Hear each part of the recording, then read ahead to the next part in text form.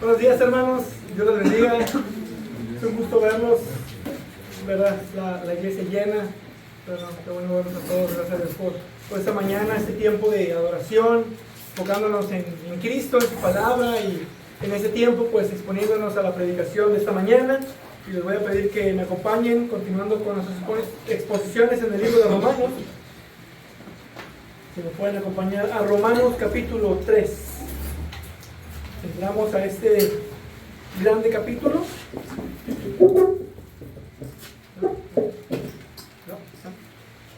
Y entramos a este gran capítulo y continuando del versículo 19.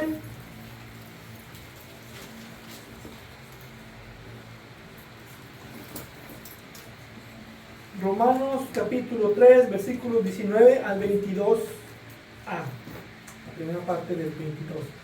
Dice la palabra de Dios: ahora bien, sabemos que cuanto dice la ley, lo dice a los que están bajo la ley, para que toda boca se calle y todo el mundo sea hecho responsable ante Dios.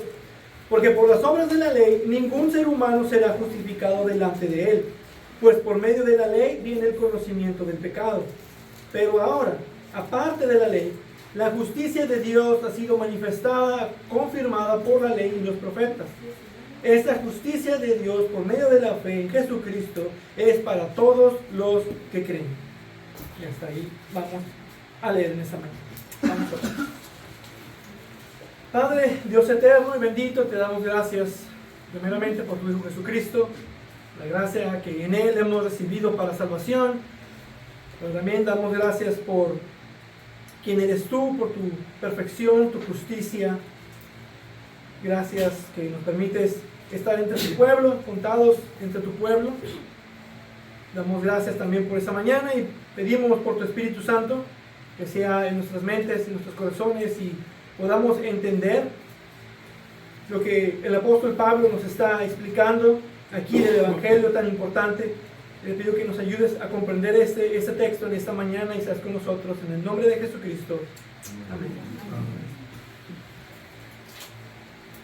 Bueno, los que han leído el libro de Job, después de todas sus pruebas, después de sus luchas, de todo lo que pasó, ya entre las pláticas con sus amigos, Job hace una pregunta muy interesante, una pregunta importante, y dice: ¿cómo puede un hombre, pues, ser justo con Dios? ¿O cómo puede ser limpio el que nace de mujer? Job 25:4. Esta es una pregunta que reconoce a Dios como justo y santo, y al hombre como un vil pecador. Es una pregunta que reconoce la necesidad de ser limpio y justo delante de Dios. Si un hombre llega a verse de esta manera y hace esta pregunta, entonces está listo para la gracia. En el evangelismo, la llave secreta para poder compartir tu fe con eficacia es el saber cómo lidiar con los pecadores por medio de lidiar con el asiento de la conciencia y no por medio de la razón. Si tú sabes cómo usar, como dice el apóstol Pablo, las armas de la milicia, podrás derrotar todo argumento. Un aliado que tenemos es la conciencia, y ese aliado es activado, por así decirlo, como una alarma, y esa alarma es la ley moral de Dios. Esa ley que está escrita en nuestros corazones y que por lo tanto conocemos sin haber estudiado la ley revelada. Está en nuestros corazones y sabemos esta ley. Entonces la ley es muy importante en el evangelismo bíblico, y es porque, como dice Salmos 19, la ley del Señor es perfecta, que restaura el alma. ¿Quiere decir que podemos ser salvos por medio de la obediencia de la ley? No. Lo que quiere decir es que la ley es el instrumento por el cual Dios obra para salvación. Y aquí Pablo explica precisamente este contraste que existe entre la ley y la justicia que el hombre necesita para salvación. Pablo está mostrando cómo debemos evangelizar de hecho, mostrando al pecador lo que es por medio de presentarlo delante de la ley. Y con esto ya está concluyendo todo su argumento de que todo hombre está bajo pecado. Esa es la última parte de lo que Pablo había estado preparando desde allá atrás en Romanos 1:17, que dice: porque en el Evangelio la justicia de Dios se revela por fe y para fe, como está escrito, mas el justo por la fe vivirá. Y ahora sí, nos va a explicar cómo es eso. Nos va a describir el Evangelio, las buenas noticias de salvación. Ese es el punto, la conclusión de todo lo que ha estado tratando de decirles en estos capítulos. En resumen de estos capítulos, Pablo ha mostrado que todo ser humano, ya sea gentil, ya sea judío, no importa qué religión, qué estado civil o social tenga, no importa con qué sexo se identifique, etc. Cualquier cosa, todo ser humano somos pecadores y por lo tanto estamos bajo la ira de Dios. Los acusa a todos de no vivir bajo el estándar de Dios y muestra la incapacidad humana de salvación y autojustificación por medio de esta doctrina que llamamos depravación radical o incluso mayormente conocida como depravación total. Y lo hace, como vimos la ocasión pasada, al citar una serie de pasajes del Antiguo Testamento. Blaise Pascal comenta sobre la depravidad radical.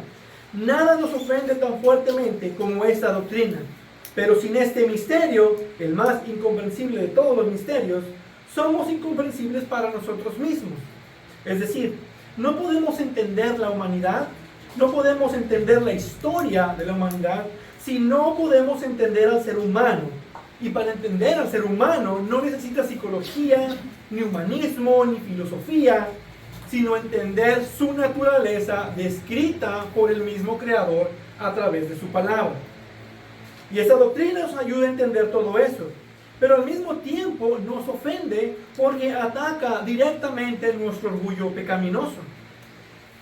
Y al haber tratado con eso, Pablo quiere darnos las herramientas para poder contemplar nuestro estado de pecado.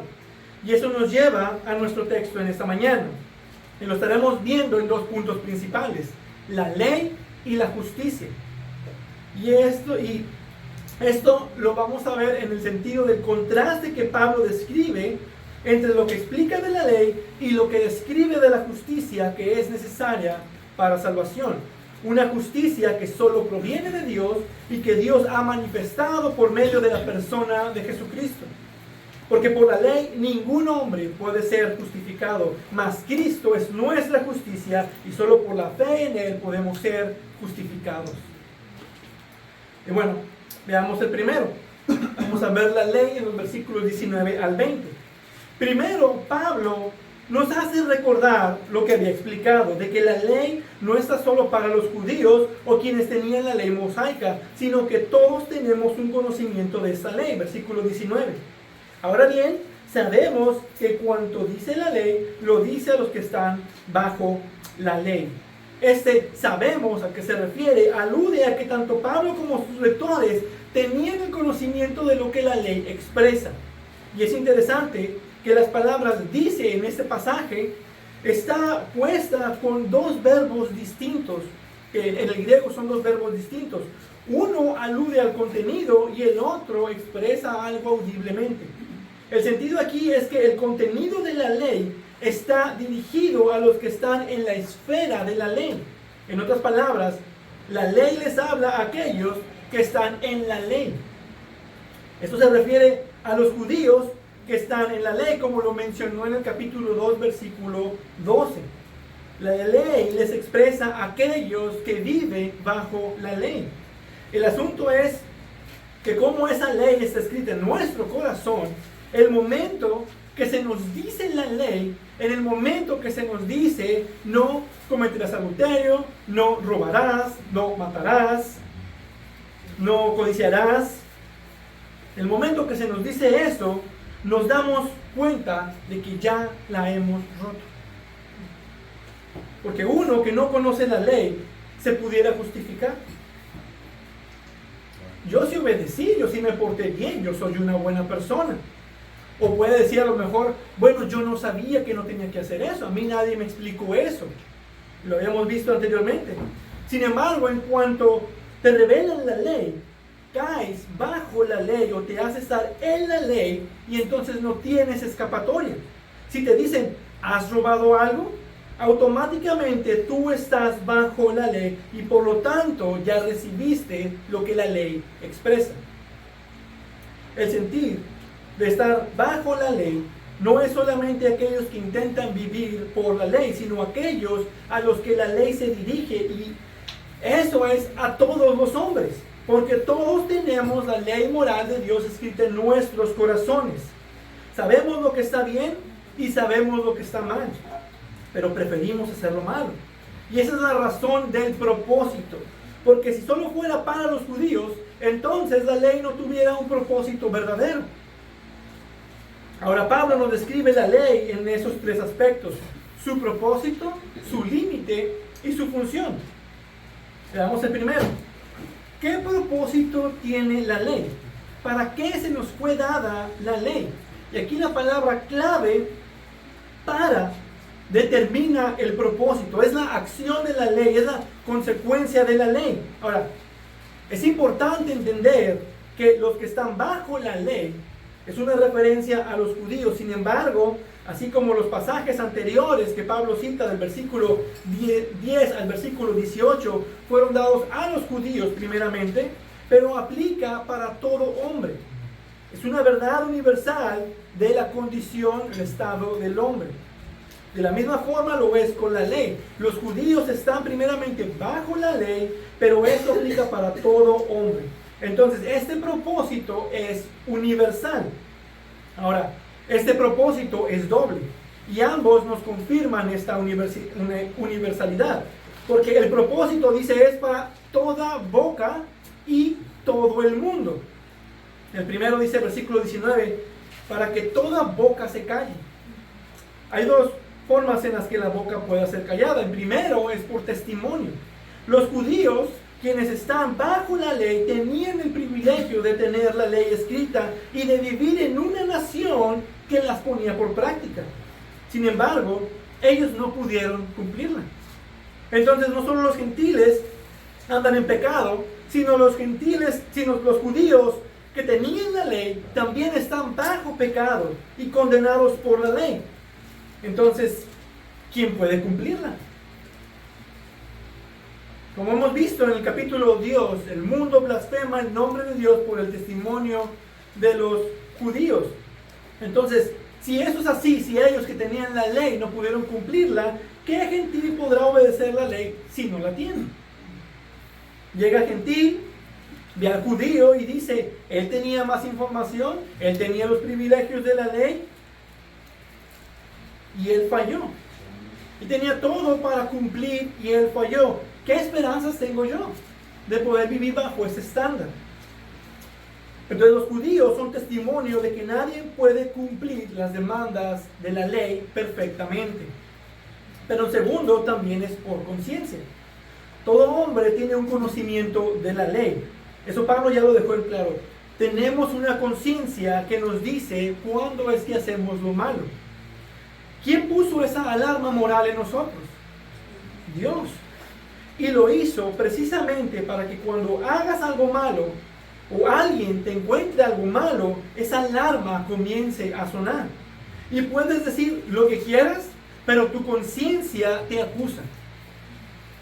Tratas de a lo mejor formular algún tipo de defensa, pero internamente reconoces que no hay excusa, que violaste la ley, que has pecado.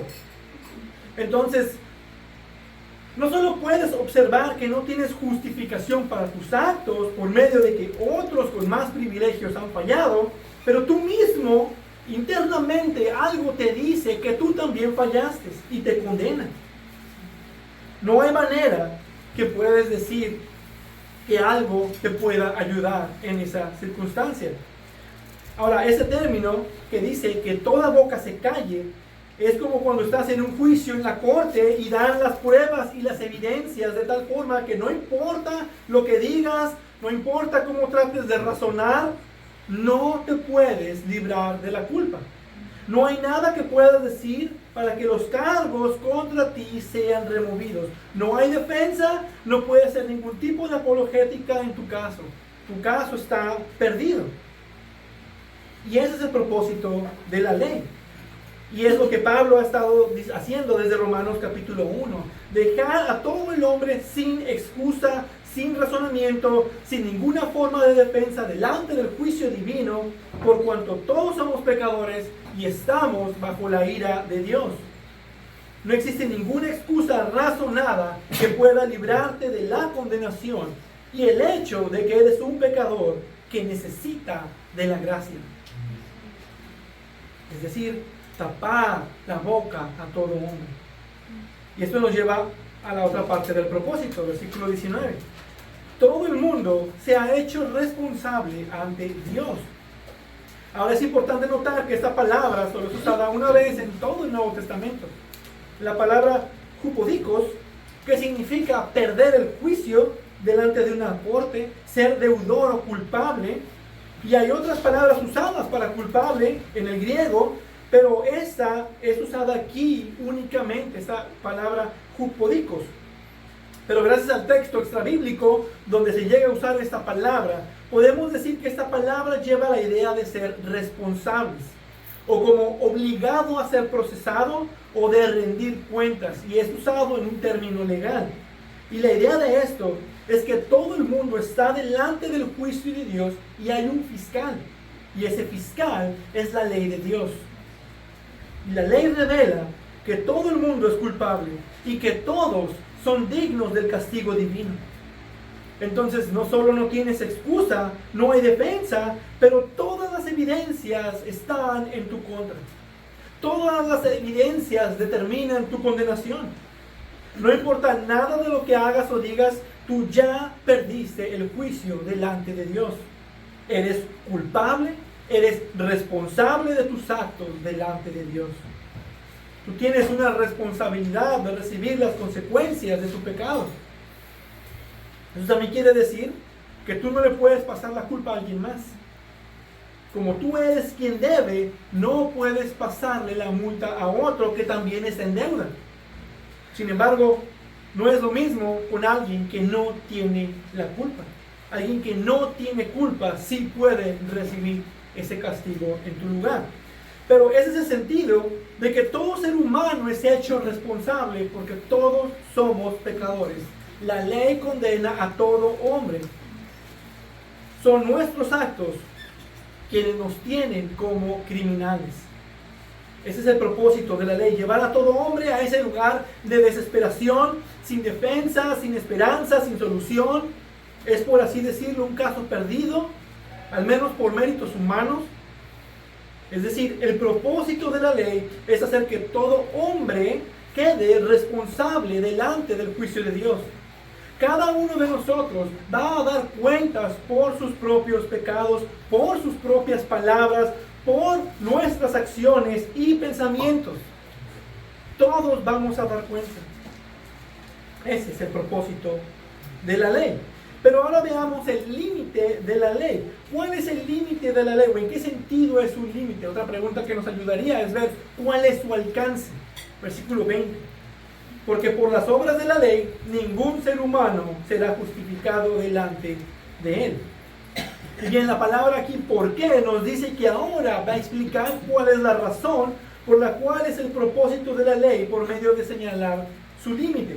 Y en simples términos, el límite de la ley es solo ser un fiscal, es solo ser alguien que acusa. Lo que dice es que la razón por la que toda boca se calla y que todo el mundo se ha hecho responsable delante de Dios es porque la ley no puede justificar. No sirve para eso porque no fue diseñada para eso. ningún esfuerzo por obedecer la ley de Dios, ningún esfuerzo humano por tratar de quedar bien ante la ley, simplemente no te hace estar bien delante de Dios. ¿Y por qué es que no puede justificarnos?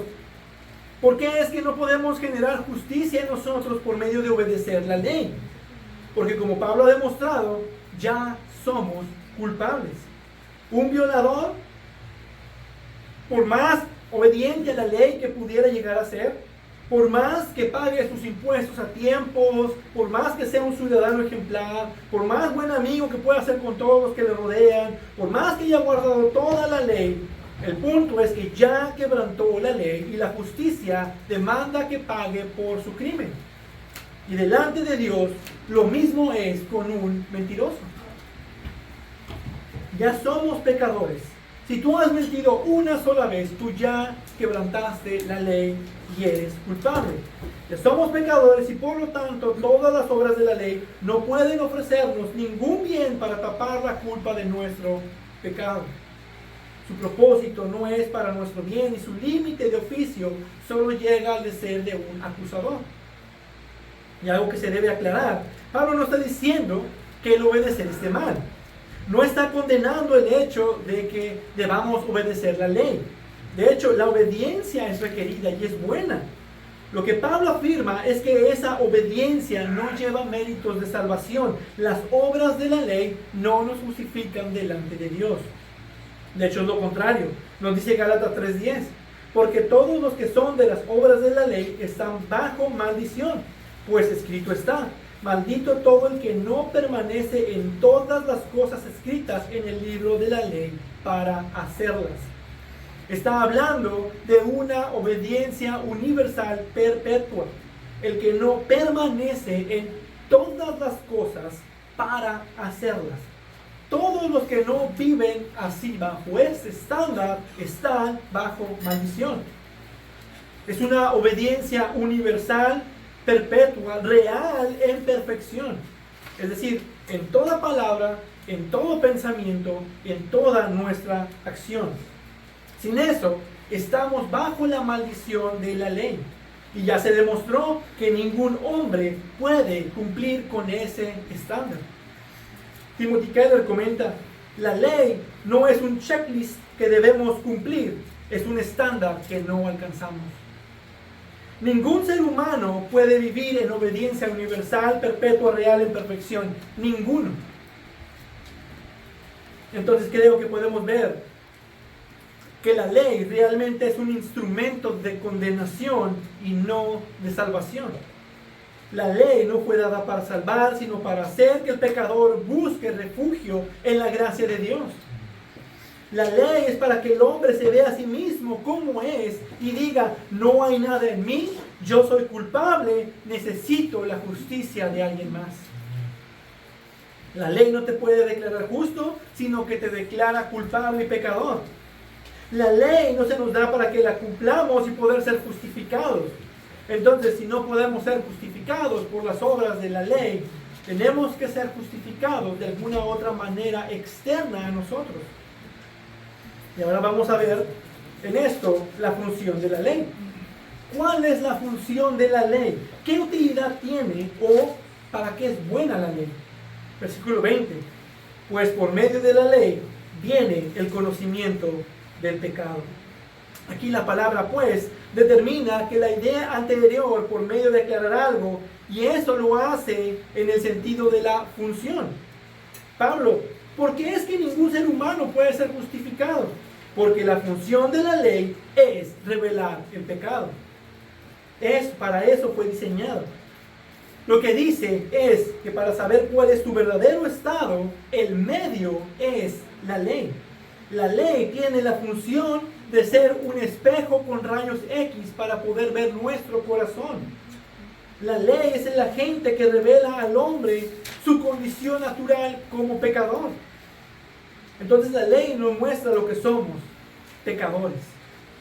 Nos revela el pecado que hay en nosotros, nos da el conocimiento de que hemos quebrantado la ley de Dios, que somos pecadores, que hemos pecado.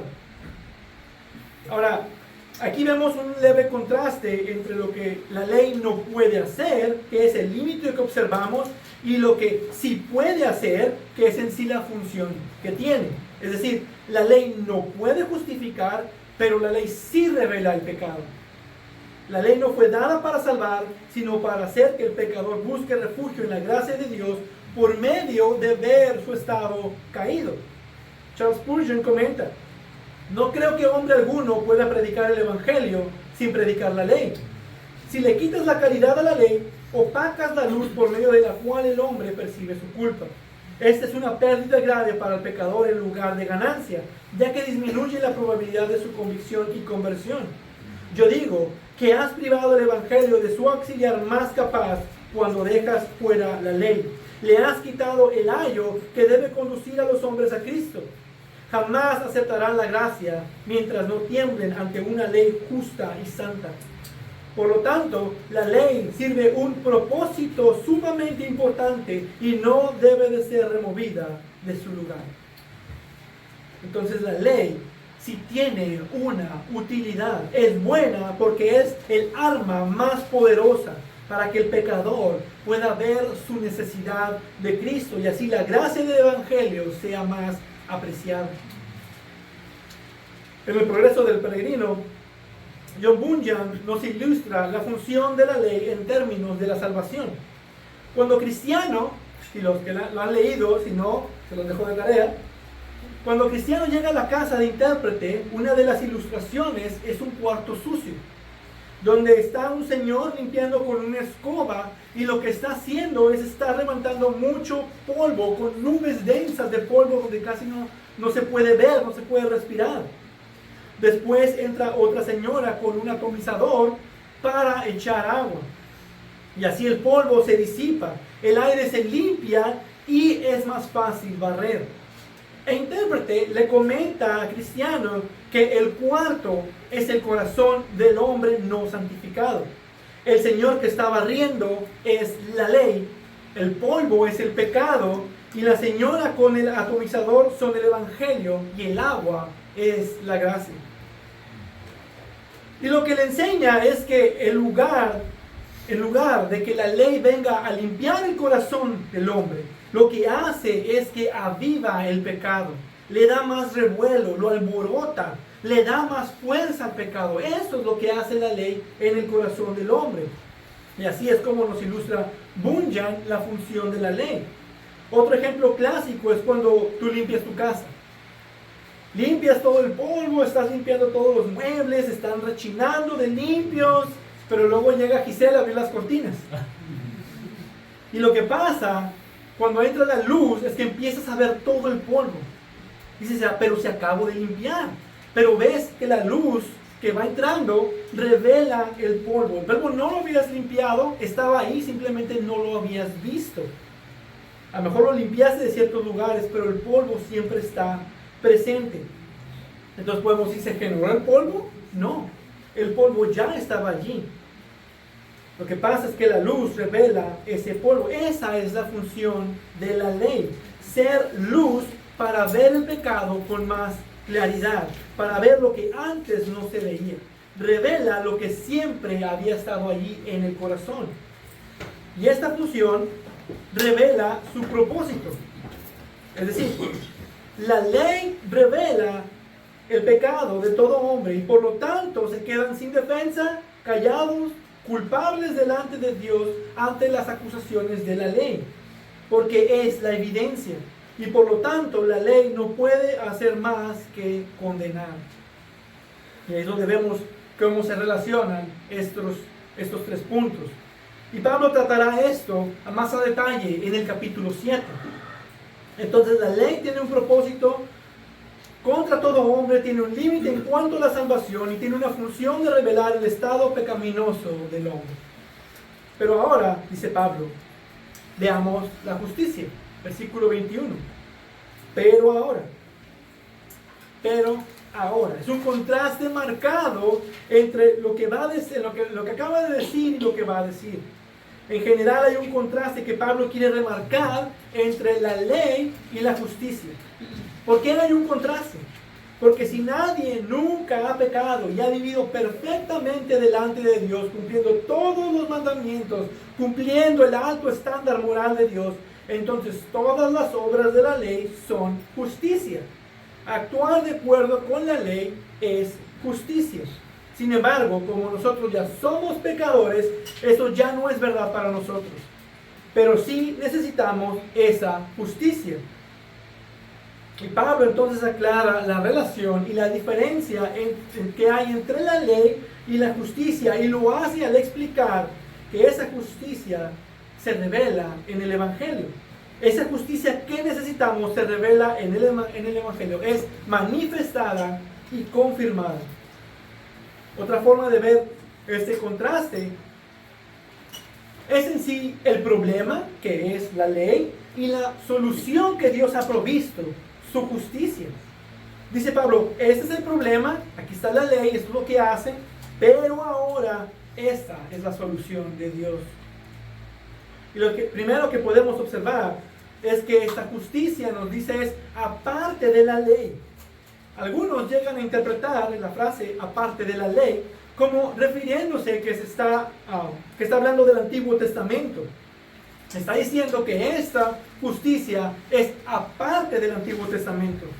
Es decir, que esta justicia no se puede observar en el Antiguo Testamento. Y que ahora esta es una nueva forma de salvación en el Nuevo Testamento que antes no había. Y eso no tiene nada que ver con eso. De hecho, como observaremos en un momento, Pablo está diciendo lo contrario en este mismo versículo. Que esta justicia de Dios está confirmada por el Antiguo Testamento. La justicia de Dios en beneficio del pecador no es algo nuevo, no es una verdad ajena al Antiguo Testamento. Lo podemos ver en el Pentateuco, lo podemos ver en Salmos y lo podemos ver en los profetas. Ya observamos que la ley no puede darnos justicia, no puede justificarnos porque es instrumento para condenación.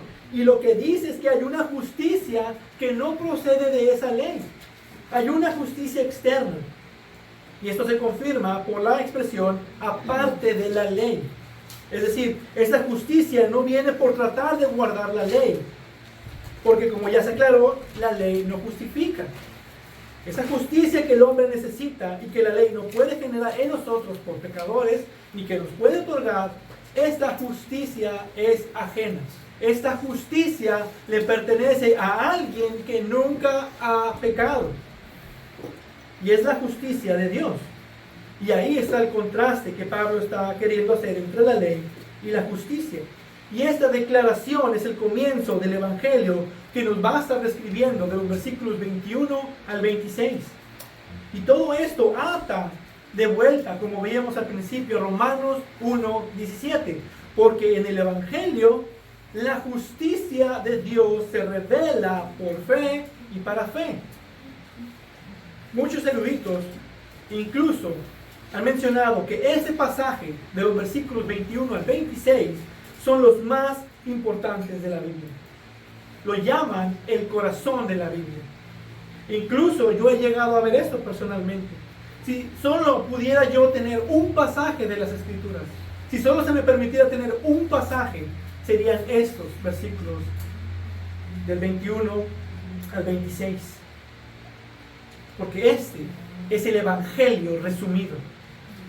Todos los puntos esenciales del Evangelio están empaquetados en este pasaje. Y así comienza esta declaración del Evangelio, por medio de presentar la justicia de Dios manifestada y confirmada.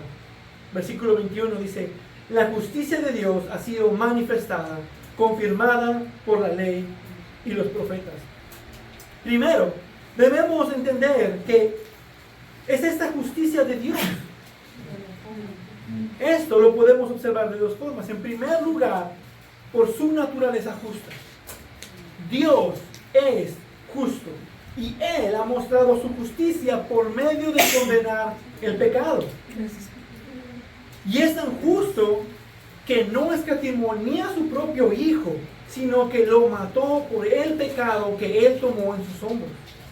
Dios mostró la justicia al pecado aún en su propio Hijo. Y Pablo tocará esto en el versículo 25 cuando dice, como demostración de su justicia. Dios es justo y no dejará ir libre al culpable. Y Cristo tomó nuestra culpa en la cruz. El hecho de que Cristo haya muerto es evidencia de que Dios es justo. Y el hecho de que lo haya resucitado también muestra que es justo, porque confirmó el pago justo y lo levantó de los muertos para reivindicarlo. Pero en segundo lugar, tenemos la justicia de Cristo imputada a nosotros. Una justicia divina que Dios libremente le acredita a los pecadores. Esta es una justicia que le provee al pecador para estar bien delante de Dios, para estar como justo, como justificado delante de Dios. Y esta justicia imputada es la perfecta obediencia hasta la muerte de nuestro Señor Jesús. Jesús cumplió toda la ley a la perfección y ganó justicia por la obediencia a la ley delante de Dios. Y esa justicia que Él ganó es otorgada al pecador. Esa es la doctrina de la justificación. Y en ambos podemos observar la doctrina de la expiación sustitutoria de Cristo. Cristo murió en nuestro lugar, vestido con nuestro pecado, y nosotros somos vestidos con su justicia. La primera forma de revelación, Cristo muere por la divina justicia. Y en la segunda forma de revelación, la divina justicia que Cristo consiguió nos la da a nosotros. Esta es la justicia de Dios que ha sido manifestada. Fue revelada en la persona de Jesucristo y fue revelada en la muerte de Jesucristo. Pero también nos dice que esta justicia de Dios es confirmada por la ley y por los profetas. La palabra aquí confirmada viene de martirio y significa testificar y dar testimonio. Es decir, que esa justicia de Dios que se ha manifestado cuenta con el testimonio de la ley y de los profetas. Y la frase, la ley y los profetas, se está refiriendo a todo el Antiguo Testamento. Entonces lo que dice es que el Antiguo Testamento da testimonio de la justicia de Dios que ha sido manifestada en este tiempo, que ha sido manifestada en Jesucristo. Y si esta justicia de Dios ha sido manifestada en la persona de Jesucristo, entonces se cumple la Escritura. Esto es lo que yo les decía cuando todavía estaba con ustedes, que era necesario que se cumpliera todo lo que sobre mí está escrito en la ley de Moisés, en los profetas y en los salmos. Lucas 24:44. Y esto lo dice Jesús cuando apareció a sus dos discípulos cuando iban camino a Emaús, y todavía les explica, comenzando por Moisés y continuando con todos los profetas, les explicó lo referente a él en todas las Escrituras. Esta justicia de Dios que ha sido manifestada está confirmada. En Cristo se cumplen más de 300 profecías del Antiguo Testamento. Muchas de las promesas del Antiguo Testamento son cumplidas en Cristo. La esperanza de aquellos que aguardaban el día de Jesucristo fue satisfecha. La palabra de Dios, las Escrituras, confirman esta justicia. Entonces lo que Pablo nos está diciendo es que el mismo Antiguo Testamento da testimonio del Evangelio. El mismo Evangelio de la justificación solo por la fe en el Mesías de Dios está visible y tangible en el Antiguo Testamento. El Evangelio nos muestra la justicia de Dios revelada, ejecutada y confirmada. Y esa justicia se nos ofrece a nosotros gratuitamente. Y es por esa justicia que nosotros somos aceptados delante de Dios. Eso es lo peculiar del cristianismo, que lo distingue de todas las otras religiones. Porque es contrario a lo que cualquier otra religión enseña. Está en contra de cualquier otra cosmovisión y está en contra de la misma naturaleza humana. El cristianismo es la única religión donde la salvación no depende del hombre, sino de una justicia externa al hombre. No depende de las obras del hombre, sino de las obras de un tercero. Y Pablo dice que el Antiguo Testamento confirma este singular evangelio que les va a predicar. Pero continúa con algo más acerca de esta justicia y lo hace con una declaración gloriosa del evangelio en cuanto a su alcance. Versículo 22. Esta justicia de Dios por medio de la fe en Jesucristo es para todos los que creen. Aquí podemos ver, tenemos la doctrina de la expiación limitada, o como me gusta llamarlo a mí, la doctrina de la expiación determinada. Porque esta justicia que ha sido revelada a nosotros y que es confirmada por las Escrituras es solo para los que creen. La Escritura nos dice que no hay quien entienda, no hay quien busque a Dios. No solo no pueden creer en Dios, tampoco quieren creer en Dios, sino que restringen su verdad con toda injusticia. Solo pueden creer si Dios les da el don de la fe. Y Pablo abordará esto más adelante en Romanos 9 con el asunto de la predestinación. Sin embargo, es claro por este pasaje que la salvación sí es determinada. Sí hay un número de personas que van a creer. Los arminianos no quieren aceptar esto. Ellos hablan de la predestinación en base a quienes Dios ve que van a creer. Pero lógicamente es lo mismo. Aquellos que van a creer ya están determinados a creer de todas formas. Entonces el asunto de la discusión realmente se vuelve más bien ¿por qué razones que van a creer? ¿Por qué razones que pueden creer cuando no tienen la capacidad? Ellos dicen que en última instancia es alguna obra de Dios por medio de la gracia previniente. Pero eso no es más que la regeneración, que es una obra única que no se puede deshacer. La fe es un regalo de Dios. Si Dios ya obró en tu corazón, tú vas a creer y por lo tanto tú tienes la justicia de Dios que ha manifestado por medio de Jesucristo. Y esto es algo que este alcance nos dice. Es para todos los que creen. Jesús dice, muchos son llamados, pocos escogidos. Una forma de parafrasear eso es, muchos escucharán el evangelio, mas pocos van a creer. Y la idea nos lleva a ese versículo conocido de Juan 3:16.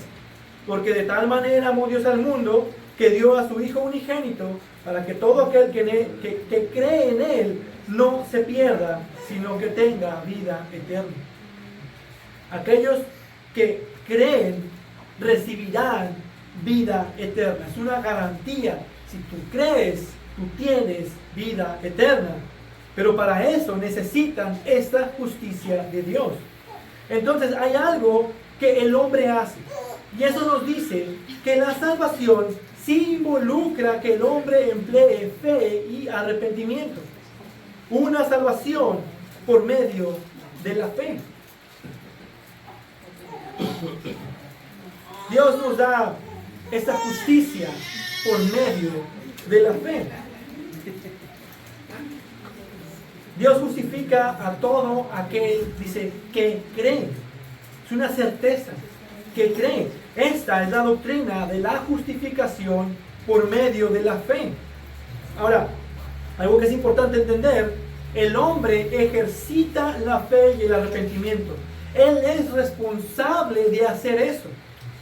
Y lo puede hacer y quiere hacerlo por lo que Dios ya ha hecho en él por medio del nuevo nacimiento. Entonces la fe se vuelve el instrumento exclusivo y no la base de la justificación. Déjenme repetir eso. La fe se vuelve el instrumento exclusivo y no la base de la justificación. Y es una clara enseñanza de todas las Escrituras. Romanos 3:26, a fin de que Él sea justo y sea el que justifica al que tiene fe en Jesús. Romanos 5:1, habiendo sido justificados por la fe, tenemos paz para con Dios por medio de nuestro Señor Jesucristo. Gálatas 2:16, sin embargo, sabiendo que el hombre no es justificado por las obras de la ley, sino mediante la fe en Cristo Jesús. Gálatas 3:24, De manera que la ley ha venido a ser nuestro guía para conducirnos a Cristo, a fin de que seamos justificados por la fe. Filipenses 3:9. Y ser hallado en Él, no teniendo mi propia justicia derivada de la ley, sino la que es por la fe en Cristo, la justicia que procede de Dios sobre la base de la fe. Este mismo pasaje está en todas las escrituras en formas distintas, es la misma doctrina. Entonces, esa doctrina enseña que es la justicia de Dios, la cual se nos acredita a nosotros por medio de imputación, que es manifestada a nosotros y confirmada por la palabra, se vuelve nuestra por la fe. Y el objeto de esa fe, por supuesto, es Jesucristo. Y eso nos lleva a nuestro último punto, y es la conclusión de nuestro pasaje. Versículo 22 dice, es la justicia de Dios por medio de la fe en Jesucristo.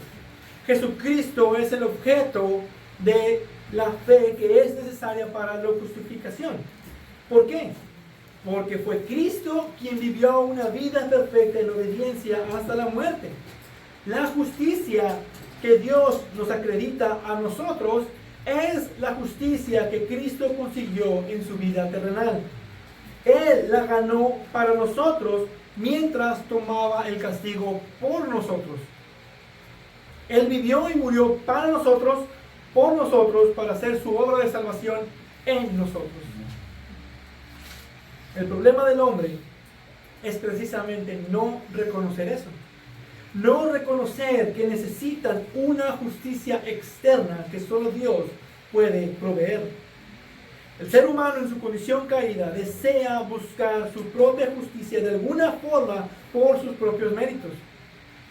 Timothy Keller dice, lo que aleja a la gente de la salvación no son sus pecados, son sus buenas obras. Porque en lugar de buscar la justicia que Dios ya proveyó, la justicia que Dios nos otorga gratuitamente, buscan siempre su propia justicia. Y tú probablemente estás ahí pensando en las muchas formas en las que tú estás bien delante de Dios. Y déjame detenerte. Si Cristo no está ahí como tu única solución, estás perdiendo tu tiempo. Porque no hay forma, no hay otra forma de poder estar legalmente bien delante de Dios a menos que se pague nuestra deuda y se nos impute una justicia perfecta.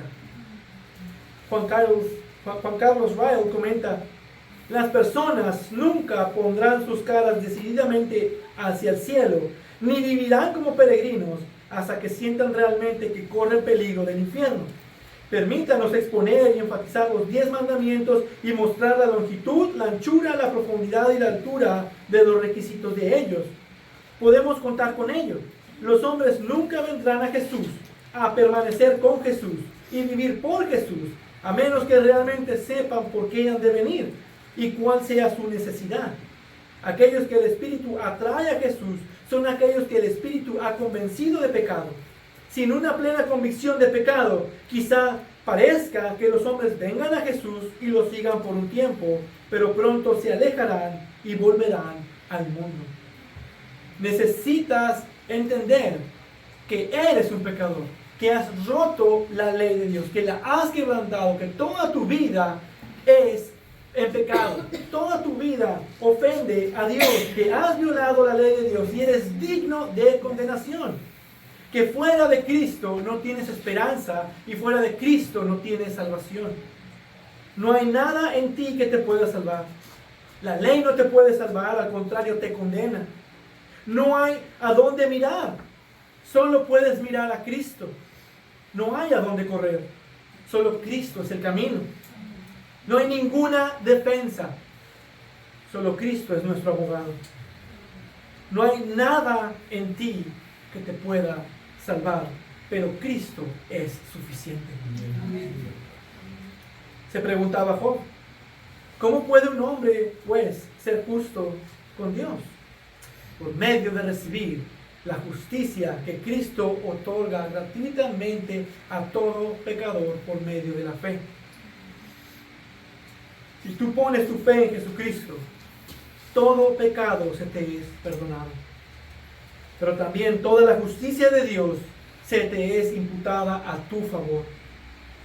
No solo tu deuda es saldada y borrada, pero también se te ofrecen gratuitamente todas las riquezas de su justicia.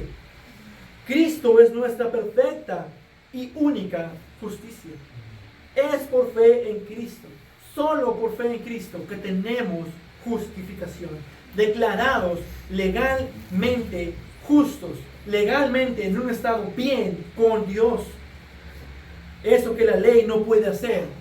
Cristo, la justicia de Dios ofrecida a nosotros por medio de la fe, lo ha logrado.